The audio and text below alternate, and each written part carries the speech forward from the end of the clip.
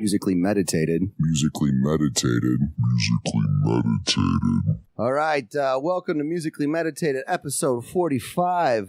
First thing, Musically Meditated is available on all podcast platforms. We're on iTunes, Spotify, Stitcher, YouTube. We did release a vinyl update video on the YouTube channel, so check that out. It's actual video footage, but what we're going to do tonight, it's a very special night. I have my dad with me, who's been a huge musical influence on me since childhood. What's going on, Dad? Please introduce yourself. My name's Joe Riley. I'm ready for the show. And he's ready. Another thing with Musically Meditated, we have a new number, an actual number to contact us, to give us suggestions, feedback, love, hate, everything. And the number is 1-812-963-4727. Once again, 1-812-963-4727. And another thing, real quick shout out to Tom Lounges, plugging Musically Meditated into the Humane Society of Northwest Indiana. It's on the brochure, and we're really appreciative of Tom doing that. Thanks a lot, Tom. Tom's the real deal. Tom is the real deal. So now let's transition, Dad, into one of your passions, which is you're an artist yourself, and you've been doing murals for a long time, and we're going to start a Facebook page and an Instagram page called Big Joe Murals, because that's your passion, and you want to do that on the side, correct? Absolutely. I've always loved to draw and, kind of artsy-fartsy guy. And I actually, for a living, I paint and decorate, and I'm really into doing murals. Joey's going to put them on Facebook for me, and I'm looking forward to doing some major murals for somebody who'd like them, anywhere, anytime, anyhow, big, small. I could do anything that you'd like. Yeah, you did a cool Incredible Hawk. We did Lobo, White Pony, Deftones, The Misfits, Skull, Jane Doe, Converge, and you've done a lot of stuff, too, at the Trump Tower where you work at in Chicago. Yeah, I work at the Trump Tower downtown Chicago now, and I've done it probably at least 4 different murals there for them, and they're just awesome. That's my passion. It really is.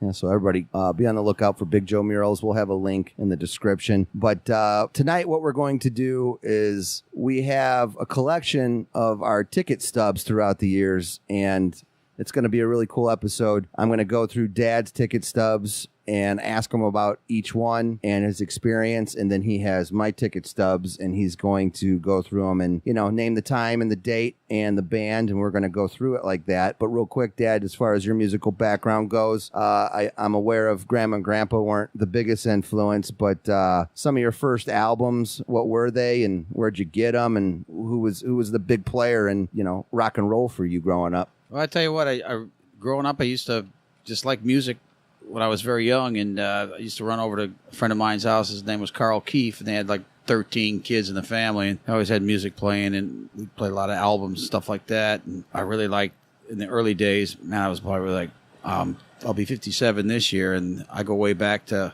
like Black Sabbath Paranoid, and I really liked that when the album came out of like Alice Cooper. I really like that stuff. It was a lot of fun. Of course, my folks didn't like it, but we really got off on buying albums. There used to be a place, it was called the Rexall, before they had the places now. And they had a little part where they had an album selection. You just go there and check them out and buy them. And we just kept buying albums after albums and take them home. And you just had that little album, just had that little stereo thing with the 2 little baby speakers on the side, and it kind of blew up since that. And my brother and I were just consummate music people, and it's never stopped. And ask Joey, and we still have turntables, and it's really cool. Yeah, how the vinyl things came back. But Rexall was like a Walgreens, so a lot of times if someone didn't tell you about a particular record to get, did you buy a lot of albums just based on the album cover? Pretty much, yeah. I never forget it. There was this Paul McCartney album. It was called Ram, and he was on the cover of it with like a ram's head or something. It was like, man, I got to have this. Cool. That was one album I really remember that. And it's a good album. If you ever check it out, it's old school. Yeah, I've never checked that one out. And then I always remember you telling me, too, Black Sabbath, self-titled. Wasn't that your first? Yeah. Actually, it was Black Sabbath Paranoid was my first. Oh, okay. And that was, Mom and Dad weren't really happy about that one. I probably played it 1,000 times, and that just... It was great. I wasn't really into like comedy albums and stuff like that. I was always into the music end.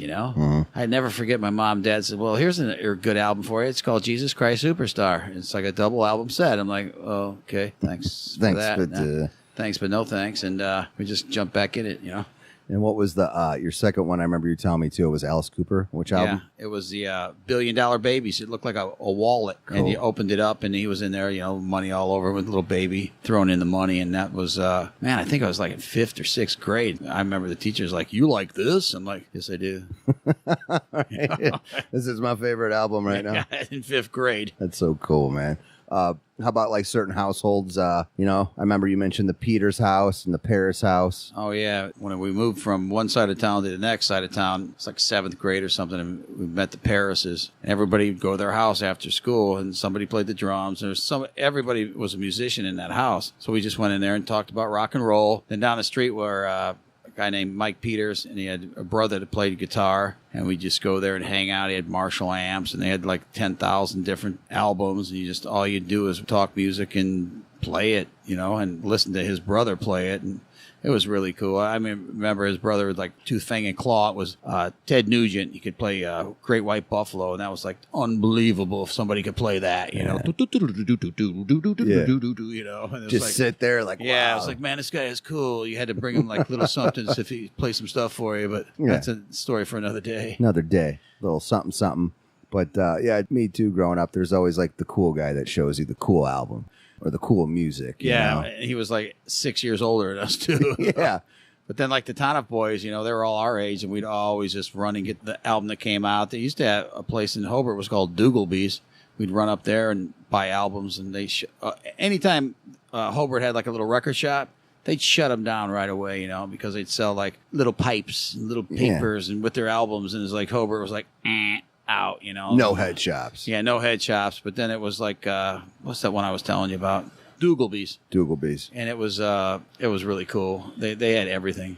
In Hegwish too. Or right? Hegwish. It was in Hegwish, but then they opened one up off of Route 30. We just hang out there and just flip through the albums, and buy them and buy them and buy them. And they actually sold concert tickets there. That was really cool. That's cool. Selling concert tickets at the record store. Yeah, that was really cool. Zeppelin was. I never forget Zeppelin. They were selling Zeppelin tickets. Of course, they got snatched up right away, but they always had like general admission tickets for stuff like at Hammond and at the amphitheater. Always had general admission, but you can go get a ticket to watch Rainbow. Cool. That was back then. It was the lead guitar player of Deep Purple, and you had to Rainbow would go see him. So cool, so local. Well, let's do that now. We're going to transition. All right. I'm going to ask you about your ticket stubs here. First one I'm looking at, it says the International Amphitheater, 43rd and Halstead. Yes. September 3rd, 1977. What do you remember about that show? Damn, 77. That was one of my best years ever for a concert. I don't think it was Yes in the Round, but 77 was like they had all the Super Bowl rocks out in Soldier Field, but we were also able to see Yes, and they were phenomenal. Like I said, the next tour they had after that was their stage went round and round, but this Yes concert, I think they had all the originals, with John Anderson singing and Chris Squire with the guitar, and or Stevie Howe lead guitar. Chris Squire was the bass guitar, and I think his name was Alan White was the drummer. So they were really kind of like, a lot of people don't like them, but they were cool. Yeah, Yes is the shit. I always loved the bass, the bass guitar with Yes. Chris Squire, that's right. Let me throw one at you right now. All right. Let's see here. The group is 6 Feet Under, and their backup was Soylent Green. This was April 25th, 2004. It was in the afternoon at 4:30. Yeah, all right. 6 Feet Under was the first group that really got me into death metal, especially commercial. And I love Soylent Green as well. And I remember Cattle Decapitation opened the entire show, but it was me, Justin Wallace, and Johnny B. For whatever reason, we were able to get backstage, and the lead singer of 6 Feet Under, his name is Chris Barnes. He was the original singer for Cannibal Corpse. So we were hanging out backstage while they were performing, and it was just like a doorway to get. It's just a little shithole place. So we're like right there. Well, Chris Barnes' girlfriend was standing right next to Wallace. So like they were, jamming, and the singer would like look, and Wallace was right there, and he's like getting jealous. And then the next thing you know, security kicked Wallace out because he was sweet on his girl. Sweet on his girl. So that's what I remember about that particular concert. 6 Feet Under, you turned me on to those guys, and they were decent. Yeah, you know? I mean, yeah.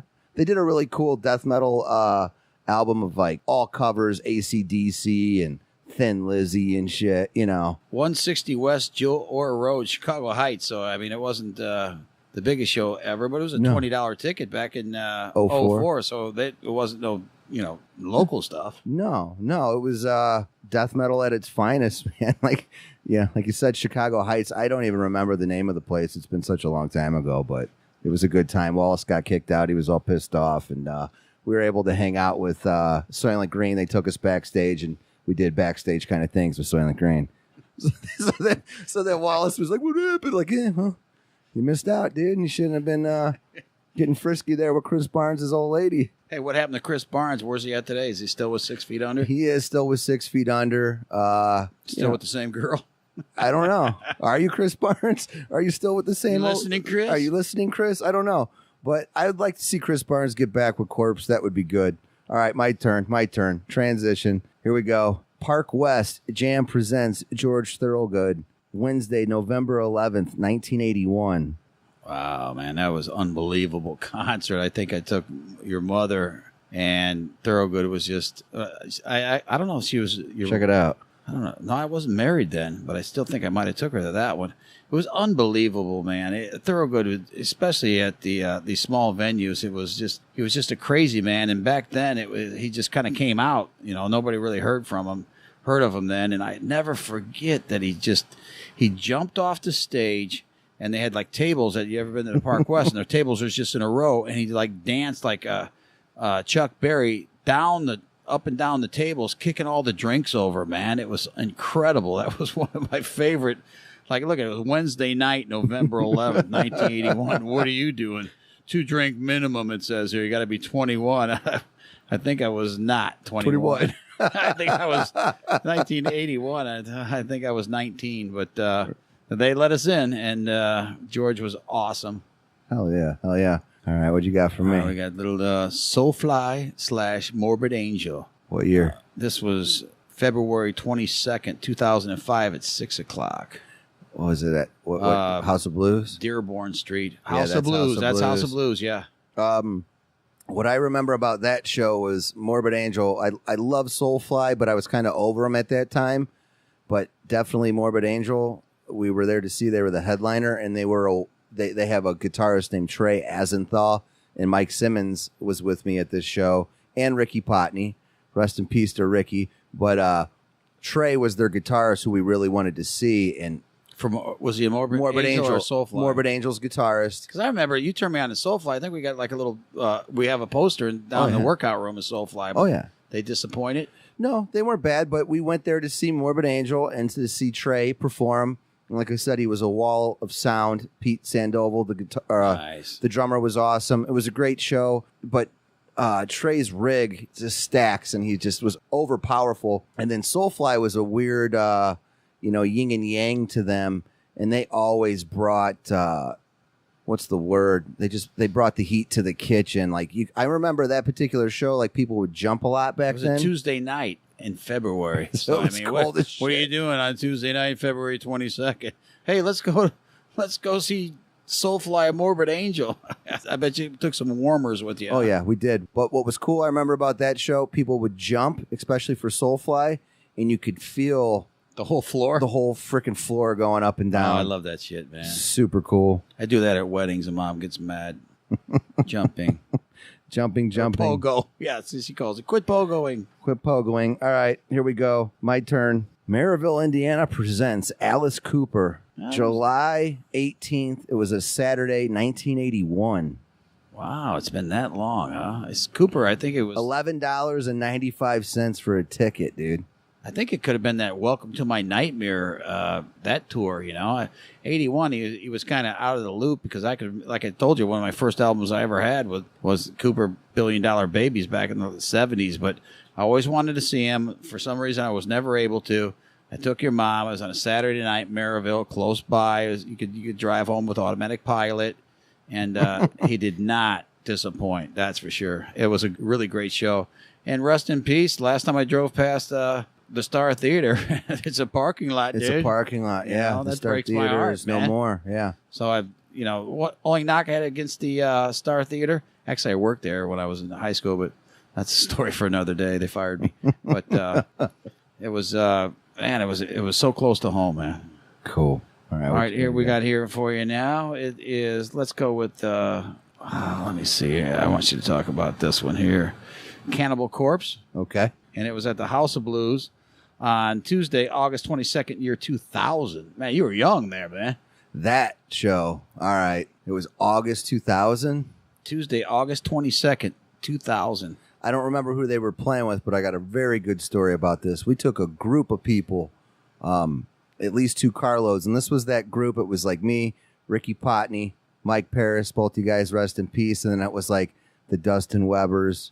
Remember Dustin Weber, Schaffner, Brad Bird, Schweigert, those guys. The big boys, yeah. The big boys. And, Mike Simmons was involved, so we all went. I think Ricky was there too. But I'll never forget, it was like my first experience with the death metal mosh pit. In a death metal mosh pit, it goes in a circle.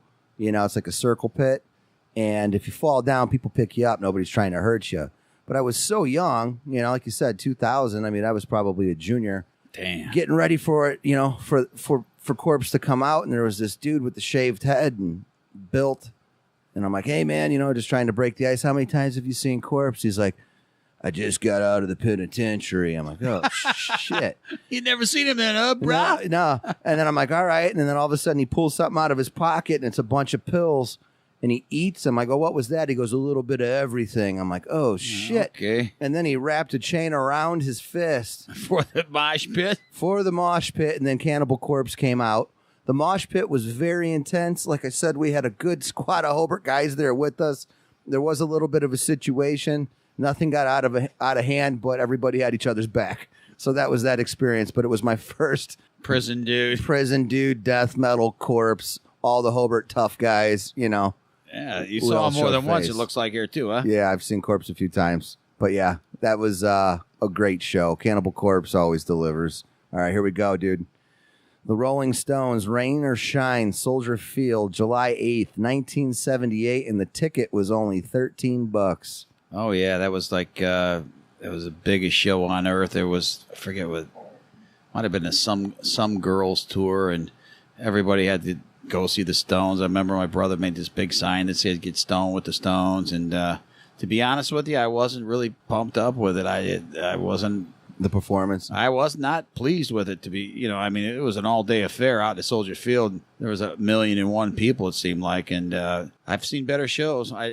Rolling Stones are known to not be that great playing their music, live, but on nights and off nights. Yeah, I guess, and that was it. I mean, that I didn't like it. And there was actually people wanting to beat me up because I said I didn't like it. But sorry, man, I didn't like it. But yeah, that was that one. That's for sure. But let's get back to a better Sorry, show. Stones fans. Sorry, Stones fans. I love the Rolling Stones. Don't get me wrong, but that show was not. No. Okay. What do you got for me? This is at the Riviera Theater. Friday, June 15th, 2007, the Deftones. Friday, June. You know what? 07. 07, June. That was that's when Saturday Night Risk came out. I remember this specifically. Cousin Ian Riley, shout out to Ian. E-Rod. Was just moving. This is right before he moved to the city. He's really getting into the Deftones. So it was me, Ian, Mike Shirelli, and Andy Ronco. And we all went to this show. And it was a killer show.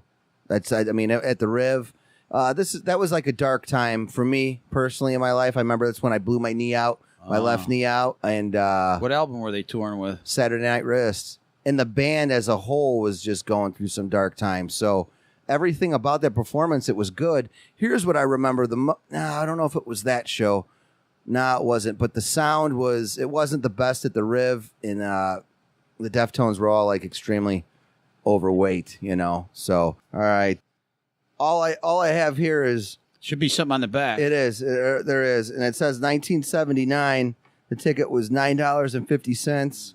May 18th. Alvin Lee. Oh man, Alvin Lee's my favorite guitar player of all times. He was Wow, that's a bold statement. I'm telling you, man. Everybody likes somebody, and Alvin Lee was what was a big show? 10 years after, Woodstock. I'm going home. It was on the end of the album. It probably about 15 minutes long song, and I saw that guy as many times as you saw the Deftones. I mean, he was just nothing special, but I just loved his guitar music, and I love him to this day. He's dead. That's it. That's all you got to say about him. He's my favorite guitarist. He was awesome live, and he's dead now. Who else did he play with? I mean, I know. Him. That's Alvin him? Lee, It's Alvin Lee? 10 years after was his big... 10 years after? Right on. I mean, do you remember anything else about this particular show? I mean, it doesn't really say. It's just... I mean, I saw so many times... 1978. I saw him so many times that I had to, like, drag a buddy with me, My brother's like, dude, we already seen him. No, come on, man. So I always would buy 2 tickets and, like, drag a guy that could possibly drive. That's kind of how, like, to digress back to that Deftones thing, it was like, come on, man, like you said, yeah, Shirley, come on. Let's go to the Deftones. Come on, man. You can do it. Like Rocco, Rocco already been to quite a few shows. Come on. All right. Hey, it's my turn now. It's your turn. Let's go, guy. All right. We're going to go to Friday, July 26th, which is actually my dad's birthday. Rest in peace. 2002. Grandpa. Yeah. It was at a little show called the Milwaukee Metal Fest. Wow. Do you remember that? Yes, I do remember that. $37.50. So it looked like an all-day affair in Milwaukee. I do love Milwaukee. Yeah, Milwaukee's a great town. 2002, that was a year out of high school. We went to it the year before. That particular time, you know what? That's when the Decrypt played for the first time at the Metal Fest. I was with Ricky Potney, rest in peace, and Jimmy Martinez. We went on a fly. Just let's do it. Let's go. And we stayed. Those are sometimes the best shows ever, man. And I'm trying to think other bands. Cephalic Carnage was there. I got a really cool T-shirt still to this day. I remember seeing Nile. Milwaukee Metal Fest back then was the shit for death metal. And that's when I ran in. You know what I remember about that the most? Those weird homeless dreadlock dudes. You know what I'm talking about? Yeah. You know what they look like? They got like dreadlocks and they just look like they might follow the Grateful Dead or whatever. Yeah. We were so young. We were leaving. And there was a bunch of them, like, by a garbage can or whatever, and, like... Eating out of the can. But then they tried to start shit. They, like, threw the garbage can not at us, but near us. What? And a cop came by, and he's like, hey, pick that up. I'm like, I didn't do it. These guys did it. These dudes were all probably, like, in their 30s. Like, hey, kiss my ass, blah, blah, blah. It's like, no, dude. I ain't picking up garbage. You did it, But I remember that part. Kind of a negative story. But, yeah, Milwaukee Metal Fest 02. We didn't stay the night. We drove there and came back. Danger, Will Robinson. Yeah, I'll say. Who drove? It was Ricky. Ricky was always driving. Oh, was he? Yeah. God rest his soul. Remember Ricky always had that little Toyota Corolla. Remember he would drive on that donut too. Remember, you're like, dude, you got to take that off. Donuts are for a week. He had it on for a year. Yeah, that whole summer. Things you didn't know then, Dad. Jesus. All right, my turn. This says Leonard Skinner and Ted Nugent. Oh yeah, that was at one of the '77 it was they had the 3 big concerts in the summer of '77 at Soldier Field, and that was I'd like to say that was the 3rd one, and it was phenomenal. Skinner actually backed up Nugent, which I kind of wanted to go the other way, but it was just incredible. I think they died that year. Dead. Jeez. Sorry, dead. Another dead thing. Man, it's a buzzkill. Plane crash dead. But but this was before the plane crash. Oh, yeah, of course. And I'll never forget that they had, for Nugent, a lot of people, it was so hot that day, they had like gallon milk jugs. And some of them had a little water in them. Some of them had a lot of water in them. People started freaking out of Nugent, and they started throwing them. They were throwing them. Some of them had half full of water, and they're coming from everywhere. You could see people getting hit in the head, knocking them 3 or 4 flights over. It was like hilarious, man. It looked like popcorn, and people were getting just wasted. It was a long day, I'll tell you that. Where was this at? Soldier Field, man. Soldier Field. I think there was like 60,000 people there. How was the sound for something like that? Like the concert, it sounded Skinner great. The sound was great. Ted Nugent, it was so loud. In Soldiers Field, that was probably the loudest concert ever. No shit. Blew my ears out. If they can go back and hear that one, it was like too loud. Wow. But that the popcorn gallon milk jugs were that was the story to remember. And, that was the most notable oh thing. God, it was Just seeing dangerous. people man. getting wasted. It was so, oh God. And no cops really back in those days, right? It Never. shows. You know, back in my day, I think I told you before, they're inside the stadium. They kind of let you police yourself, and there was pretty much no alcohol. They didn't sell beer. It was hard to get water, actually, and they only get Soldiers Field didn't even have their pissers open, and they had just a couple upjohns there, and that was it. That was man. it. And there were no fights or nothing. Yeah, no alcohol, no fights. Pretty much. It was pretty. Right? You know, they had everything else, but Yeah, I didn't partake in any of that. But I hope not. it's a story for another day. All right, Dad. All right. What Let's do you got? go what with do you got for me? your no cameras, search required at the pavilion, perfect circle. Wow. 2004, April 16th. Yeah, the UIC Pavilion. Yes, sir. That's a good story.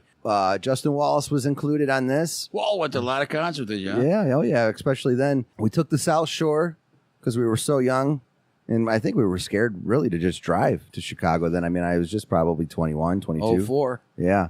At any rate, the Mars Volta opened up for them.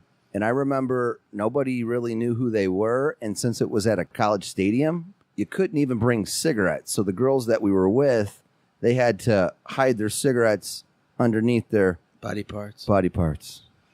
Wow. Just to bring in cigarettes, man. You know, there's other things people smuggle into concerts. We won't talk about those. But at any rate, you had to smuggle in cigarettes, and there was no alcohol there. So that kind of sucked. But at any rate, the Mars Volta, I hated it. I was like, what the hell is this shit? Because they were just jamming and making noise. But later on, love them. Love the Mars Volta. Yeah. A Perfect Circle was great. Really good time. Wallace and I had one too many beverages, and on the ride home on the South Shore, we kept doing this one particular lyric. It was like, disappear. And like he would be on like one section of the South Shore, you know, like one train, and I'd be on the other one. He'd be like, I'd be, Pier. So whoever was riding with us back home that night, sorry about that. We were April 16th, 2004 wasn't a good night on the South Shore. on the South Shore. But Perfect Circle, that was somebody's, that's an off group or something. Yeah, that's Maynard from Tools. Yeah, super group. Yeah. And Yeah. he was great. show. He was great. I mean, God, it was such a long time ago. You know, I mean, 2004. yeah, I mean, How old were you? you said 22. No. Were Yeah, you? 22? I was born in Right 83, out of dude. college. Right out of college. What year were you born? I graduated college in 05, Sorry. Dad. You're a terrible father. Sorry, dude. All right, here we go. This is Black Sabbath. Oh, whoa, yeah. And What hold year on, has it hold got a on, year hold on it? 78. Wow. Yeah, that was unbelievable. It says, I just see amphitheater. Yeah. Tickets were a whopping $6.50. So what was going on at this show? I'll tell you what, it was a great show because the backup group was this group that I've never heard of them. They were called Van Halen. This is that show? Yeah, they were sponsoring their first album, and Awesome. they blew Black Sabbath off the frickin' stage, dude. I mean, Sabbath was decent, but it was like That was like the never first album. Nobody ever saw me. If you see the first, I don't like Van Halen stuff, but their first album, I think it's a amazing. classic. It's a classic album. And they blew away Black Blew Sabbath. Sabbath off the map that night. Because I know, like, looking at the year and knowing Sabbath, that was the Never Say Die era. You know, Oh, like, was it? Yeah, like right before Ozzy left. And then I actually saw Sabbath with who was the other singer who was in Deep Purple? Dio. Yeah, that was actually, they were better then, but you got to see Sabbath with Ozzy, man. So we were pumped up. But Van Halen. They smoked him. They smoked him that night. And it was David Lee Roth. Was he jumping around doing cartwheels and shit? all that stuff. The first album, it was just like you see on TV. And Eddie Van Halen tearing it up. Yeah. All right, here we go. Brutal Truth. Kind of like you have no like happy names here, do you? This was at the Double Door, September 3rd, 2006. Brutal Truth and Pig Destroyer. Dude, that was the show. Where was Brutal it at? Truth At the Double Door? At the Double Door. See, Pig Destroyer, we've talked about him a lot on Musically Meditated, and they've shown us some love, so shout out to Pig Destroyer. It has killer price of tickets. See, it looks like about 4 or 5 bands here for $15. 9 o'clock start, so you know everyone was like charged up there, huh? Very charged. Quick rundown. Pig Destroyer, especially at that time, they were not a touring band, and it was a Brutal Truth reunion, and Brutal Truth is a grindcore band from Chicago. So, you know, when this came up, we're like, oh, we got to go. So it was me, Zach Gaja, Brad Vandersee. Shout out to those guys. And before the concert, Brad's dad got us a keg of beer at the house and let us drink there. So thanks, That Brad's was dad. nice of him back in 2006. Thank you. How old were you there, fella? I don't know. 20? Not trying to incriminate him. No. Hey, you haven't asked me about my rides, but that I'm sure you got charged up for the Destroyer. So here we go. I was so into Pig Destroyer at the time, and I was like, I don't know if I'm ever going to see him again. I ran into the lead singer before. It's like, hey, man, don't let me down. And he just looked at me like, okay, this guy's a little intense. Got it, buddy. Got it. So, Pig? Are you Pig or are you the Destroyer? So they came out, and I remember I was really into moshing at the time, and I would not take a breather mosh pitting. And for those of you that know how moshing goes, like it's like running a marathon. You know, it takes a lot out of you. But I had to, I was like, I have to represent for Pig Destroyer. So then finally they got done. So then Brutal Truth comes out, and there's this asshole dressed like a clown. I think I might have shared this story with you. Well, he was moshing for Brutal Truth, and I was on the outside of the mosh pit. But every time he came around me, he would kind of like cheap shot me, elbow me. I was like, okay, clown. So he comes back around. So I was like, I got him really, really good. So then he came back around again. He was a little guy, and he jumped in the air, and he tried to punch me with his palm. But I grabbed it, but he had so much momentum, he got on top of me. And then Zach and Brad were there. They pulled him off, and then I think I got a couple punches in, and he was escorted. Beat the clown's ass. Clown got his ass beat. How was the concert, though? Oh, the concert was great. Okay, but that was the experience. A bozo got his ass beat. Yeah, we beat up a clown at Pig Destroyer Brutal Truth 2006. All right, here we go. I don't know if this was actually used or not, but Friday, January 28th, 1977, Queen at Chicago Stadium. Oh, yeah. I wasn't able. That's a full ticket, right? Yeah. What happened? The snowstorm was so bad that I wasn't able to go. I was just so bummed out, man. And there's nobody can go. I can remember my dad said I paced back and forth for hours trying to find a ride, find a ride. And thought they were going to cancel the show. We found out they didn't, and I didn't get to go. And you just didn't get a ride? Couldn't get a ride, and pretty much nobody went from Hobart. And it's a bad. Throw that ticket away, dude. Sorry. Thanks for the bum out, dude. Yeah. Sorry for the buzzkill just came up. It looked like it's I thought full ticket, man. I know. I thought there was gonna be a Freddie Mercury. Yeah, it was a great signature. show. I heard. Yeah, they played. Yeah. Sorry, you weren't there. Just want to shout out to Joe Riley. I know he's not here. All right, what you got? All right, here we go. This is Sounds from the Underground. First Midwest, Rain or Shine. Live Nation. Hub presents W.W. Livingston. Looks sound like a... what year? Was that 06? 06. Yeah, man. I remember that. That was it's like a festival or something? It was a huge metal festival. And it July 9th, 06. Yeah, that was at, Tinley Park or whatever they call it, First Midwest Amphitheater, but it was in the parking lot. Oh, wow. And I remember seeing Guar there. They were all painted up. Converge, Lamb of God. Dang. There was a bunch of us. There was this guy named Concert Bob or something that used to hang out at Cagney's when it was Rosie's, and Simmons got us those tickets. But we went with Concert Bob. Chris Georgieff was there. Rest in peace to Chris. But yeah, it was a cool time. But that's what I really remember. And somebody else was there, like Black Dahlia Murder and maybe At the Gates. But it was crazy. Guar was like that. They would wear masks and shit and spray fake blood, and all this theatrical shit. And then it was Converge came out and just played this blistering 35, 40-minute set. I was like, whoa, and talked to Nate, but that's what I remember about that show. All right. All right, I got one for you now. Jethro Tull. What year was it? Whew. It's not even on here. It just says main field, Jethro Tull. Oh, main floor. Main floor. Oh, yeah, never forget that, man. I got 4th row tickets, Jethro Tull. Unbelievable at the stadium. Got a little ticket there. Yeah, it's as big. $8.50. It was only $8.50. It started at 8 o'clock. Yeah, at the stadium. I'll never forget it because I got my brother 2 tickets to Jethro Tull for Christmas. I'm like, let's go, dude. We're going to go. go. It's like he had a girlfriend. He's like, yeah, sure, we'll go.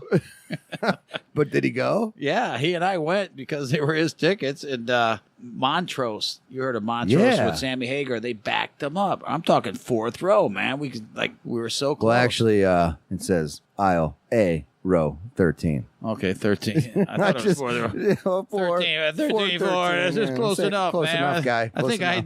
I jumped up to the fourth row. That's right. But, I mean, that's probably the closest I've ever been to a concert that size. The stadium back then was the shit, you know? What stadium was it again? Where the Bulls played. Oh, The Chicago Stadium. guy, yeah. And how was Jethro Tull, like the sound with the flute? Oh, he did. You know, he was the man. I mean, people don't even know about him nowadays. You could see him at the Star Theater. Oh, you can't see him there because it's not there. But it's probably gone. some like it's dead. But some casino. But I mean, he was actually at one time. He was big, and it was fantastic. That seems like a weird combination. Them and Montrose. That's what I thought. You know, I can remember telling my brother, I go, "You can do anything you want, and then after the concert, you feel normal." We'll just leave it at that. Okay. So did he feel normal? It was a rough ride home, I'll tell you that much. All right, what you got for me here?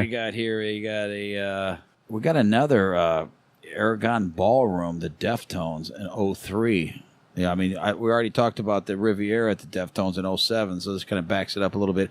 03, the Deftones, and probably a whole different vibe and sound. Yeah, that particular show was the worst performance I ever seen them. And right before that was the best. Like I saw them in May of 03, and that was what, of 03? This was in November. Yeah, you could tell they were broken down as a band. They all gained a lot of weight. We took 2 carloads there, just to name drop some people. Dave Schaefer, rest in peace. Burton was there. Paris, rest in peace. Ricky, rest in peace. Bunch of us. We made the best out of it. Wallace was at that show, but Deftones just were not on. Right after Thanksgiving, they were probably all fattened up. You know? Yeah, it just wasn't the best. That was their worst performance I ever saw. Sorry to put me down. Buzzkill, but you got to be honest. Like you said, I love. Just like they're my that. favorite band ever. But you know, you got some good nights, you got some bad nights. Just like that show you just pulled me out of there. Oh, the Queen one you didn't make it to? That you paced back and forth in the snow. Hey, And the Grap was like, "Hey, man." sorry. All right, here we go. Emerson, Lake and Palmer, 1977. Oh, that was the first of the Super Bowl of rock. First, it was Emerson, Lake and Palmer. Second, it was Pink Floyd. Third was Skinner and Nugent. That was the first one. It was so cool, man. Had all the speakers from the Olympics. They bought them, and they had a 50-piece orchestra. Wow. And I'll never forget the guy in the piano. He was like flinging him around, you know, and he was like floating around in the air in his piano, and it just, wow, that was magical. Like I said, 77, a lot of things they didn't do, and they had like a screen in the background. You never saw a screen in the background, and they had that. And there were a lot of backup groups there. You know, I saw like Jay Giles backed them up, and there was a lot of backups back then in those groups. I mean, in the big shows, but ELP they were great. That was the first of the triple thing at Soldier Field. And you went all 3 days, right? All 3 concerts, yes, absolutely. That was just one. That was the first of 3 concerts. Cool. It was Emerson, Lake and Palmer. The next concert was Pink Floyd. And after that was Skinner and Nugent. Probably my best year concerts ever. 77. Yeah. Okay. What you got for me? Okay, let's go with a little group you might have heard of before. It's called Cryptopsy at the House of Blues, 2005 in March. Yeah. I've discussed this before. I had a Cryptopsy episode for None So Vile, one of my favorite death metal albums ever. And they performed that entire album in its entirety. So that's really cool. They added a couple extra tracks. Lord Worm was there, the singer. Lord Worm? Lord Worm.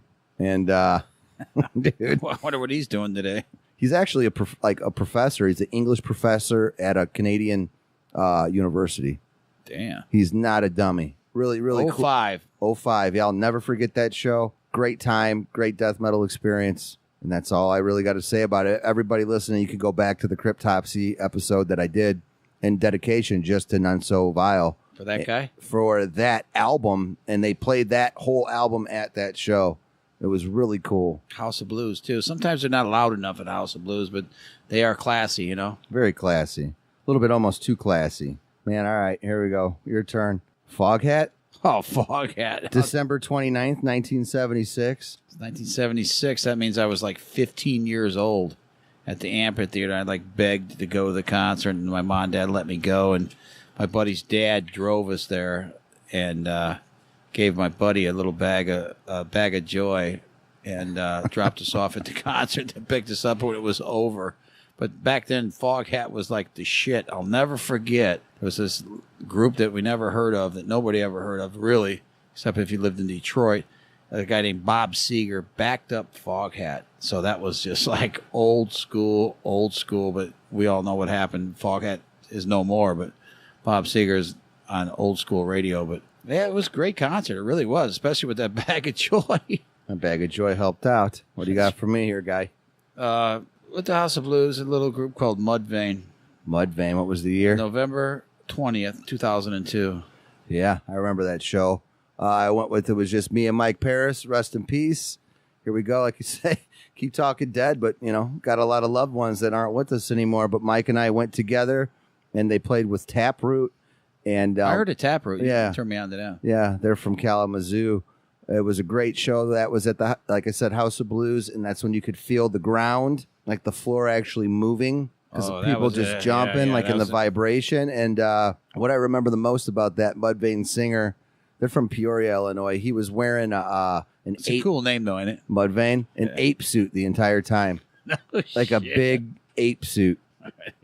God dang. All right, here we go. I got one for you. Soldier Field, Sunday. The ticket's in half, but it's Soldier Field and it's Pink Floyd. Oh, man, that was the second show of 77. That's that 77 again? Yeah, that was, first was ELP, and then the Pink Floyd show. It was the, it was the... Was that the best concert you ever been to? I feel it was. And the funny thing about that show, we left at daybreak and got home the next day at daybreak. It was a long day. And they had King Tut was at the museum, so we went and saw King Tut.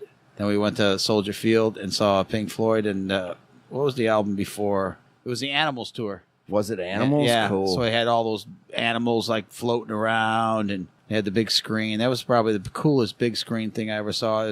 That was the best of the 3 summer tours, and there were 82,000 people there. Damn. No fights, no trouble, no nothing. No problems. But you were there for 24 hours at that particular time. I'll never forget my hand shrunk like real small. I don't know why. It just looked like it shrunk to me, man. It was just... I never saw like, Nelly, my hand's shrinking. Why is it shrinking? It's shrinking, Nelly. Nelly's like, it's okay, dude. It's okay. All right. That's a story for another day. Another time. But here we go with you. Head PE, House of Blues, October 24th, 2002 at 6:30. I got kicked out of that show. Nothing to be proud of. Little buzzkill there. The reason Mike's Hard Lemonade presents Head PE.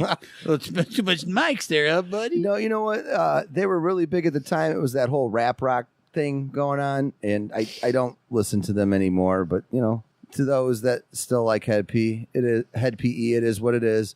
But I was kicked out of that show because I had a fake ID.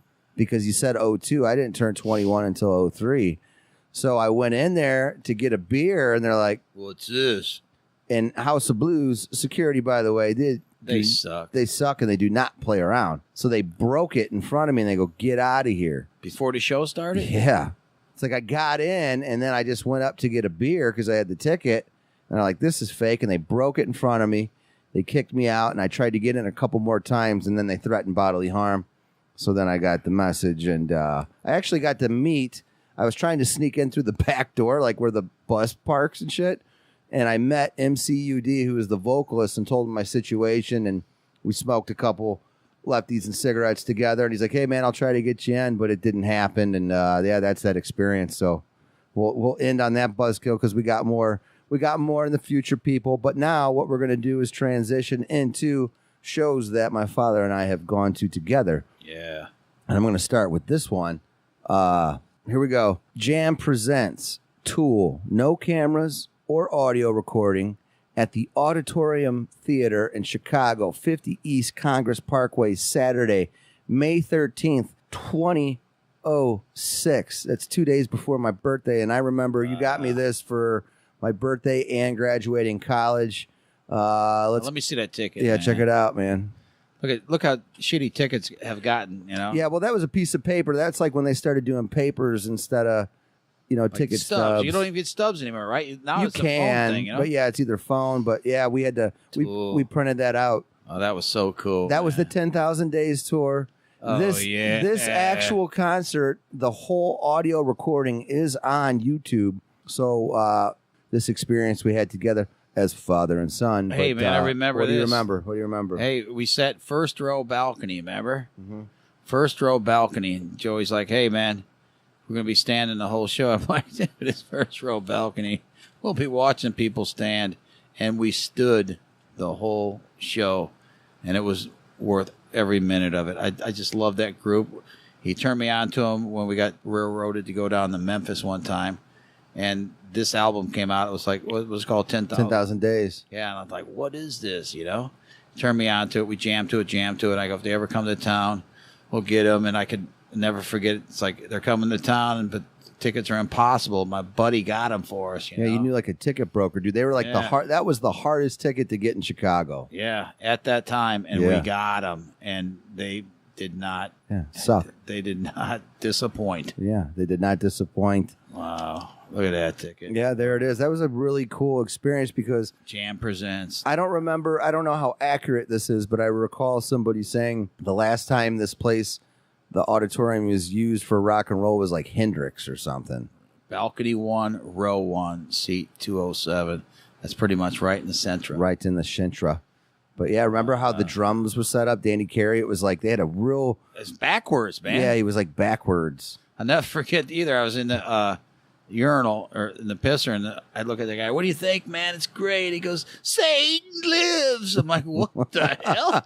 That's some devil shit, man. Yeah. That was a great show. Father and son, father and son. Father and son. Good times, good times. All right. Next father and son show that we went to after that was Memphis in May. Oh, yeah. I think that was 2013. And there were quite a few bands playing, but that was your first experience with my favorite band, Deftones. Yeah, they were great, man.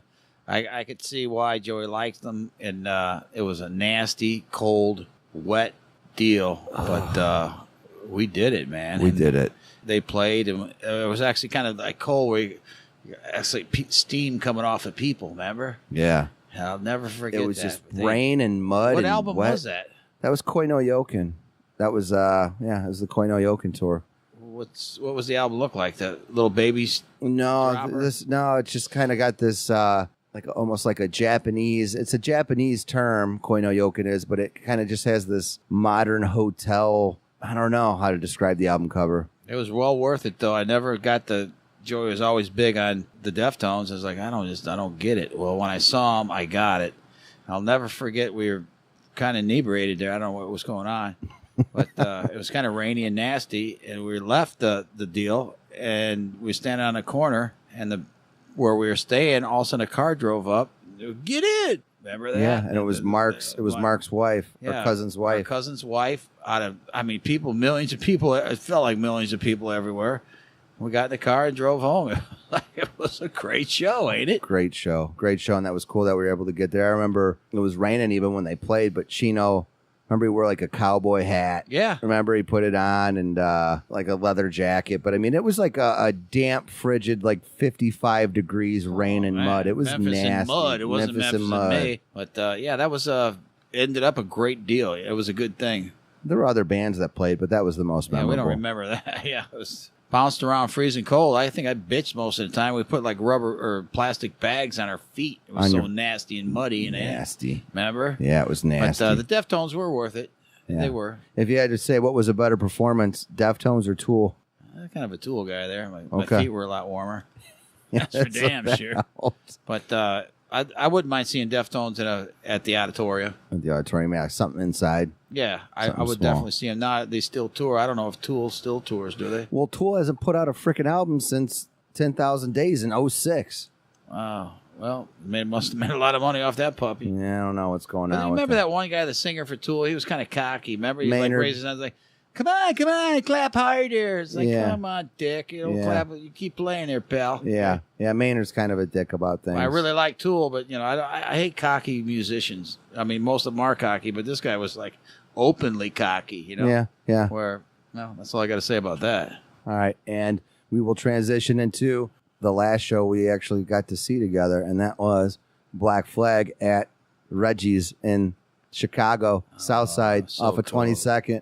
And Street. Wallace said he played there He on just Wednesday? played there last night, yeah, with Handsome Prick. Wow. Remember, it was Black Flag, and before it, we were eating some wings, drinking some beer, and we met, I think it was Mike Valet, remember, the singer? Yeah, we got a picture of We him. got a picture of him. Yeah, that guy was really cool, really nice. Really cool. Yeah, he has his own, he was a professional skater. I don't know if he is anymore, but he has his own skateboards, like Elephant and shit. And remember Does he that? still sing for him? Yeah, I think he does, because like there was like two different bands called Good For You, and then the singer for Black Flag that night was Ron Reyes, but Greg Ginn, the guitarist of Black Flag, Yeah, he was the original guy, he's right? the original guy. Yeah, like he had, two of his bands played Good For You and then Black Flag. Great and then, show, And then great. Mike Valet like joined Black Flag, I think, after the fact. I think it was kind of cool, though, because at that time it was a bad time in our life because my father-in-law was dying, And Joey's like, hey, man, I got to take you somewhere. I'm like, I got to take you, they can't go nowhere. And it's like, let's go.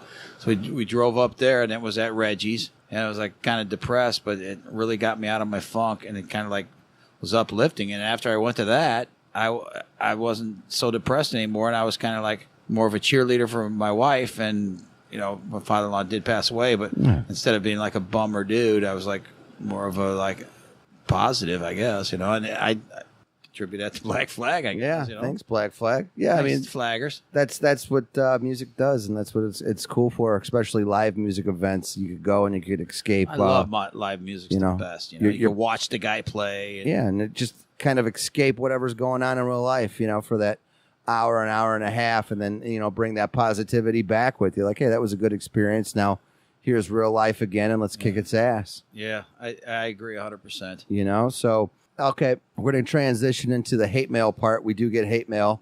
What? Yeah, we get hate mail here with Musically Meditated, and it really hasn't been that bad in the past few weeks. But when we started this new phone line number for people to contact us, which is 1-812-963-4727, we were posting it online all over the place. And this one guy was just a dick about it, and he's like, oh, put out a... I think he called it, what did he call it? Like a service call number so we'll all get charged, like, no, dude, this is a Google voice line message, and it's not like an international. He's like, oh, international rates. Yeah, everybody's going to call your international rates so we get The charged. guy sounds like he calls a lot of them porno sites to me. Yeah, I mean, Sorry, buddy. You sound Sorry, like you know buddy. about those international numbers, don't you? Right. But, yeah, that guy was a dick. So that was really the only hate mail. Everything else has been really positive. Like I said, a lot of nice shout outs on other podcasts. Hey, my man with Dave has said a lot of nice things. Juice Pro Wrestling with Wallace, Pricks on Flicks, all these guys from the Green Door. Man, I'd like to get on that little thing with the wall and the old wrestling thing. So he's on the show from time to time. He's like your Ed McMahon. You're the Johnny Carson. And so he's got that little sideshow. I'd like to get on that if you can ask him about it. Yeah, we'll get you together, talk some wrestling. Yeah. I remember I had a couple of those little wrestling dolls, and we had the little thing there, and I still have them. Right. Well, this is how we always close out. It's a meditate on this section. We've talked about these shows we've gone to with loved ones that aren't here with us anymore, or hard times, and we miss those people, but it's nice to relive and talk about them, and music kind of brings that. So think about it. Remember those that stuck with you when you're at your lowest. Those are your true friends. That's your inner circle. Bring those with you to the top and make it known that they're appreciated. So the loved ones that aren't with us anymore, I don't know if they can hear us or not, but we've all gone through this. But you and I know who they were, and they were always in our inner circle, and we miss them dearly. And we were glad we were able to spend that time with them at these particular shows and these concerts. And when we put on these particular tunes, it brings us back to those times. Oh, absolutely. And hey, you know what? Wherever you guys are, guys and girls that we loved, they're not here anymore. Wherever you're at, that's where I want to be when I go. That's right. So meditate on this. Everybody, thanks for listening to Musically Meditated, episode 45. Dad, thanks again. You've always Thanks been for an having me, brother. awesome dad, letting me be in different bands and listening to stuff Yeah. I could turn you on to and not being a dick about it. Adios. I'm musically meditated. That's right. I'm musically meditated. That's right. I'm musically meditated.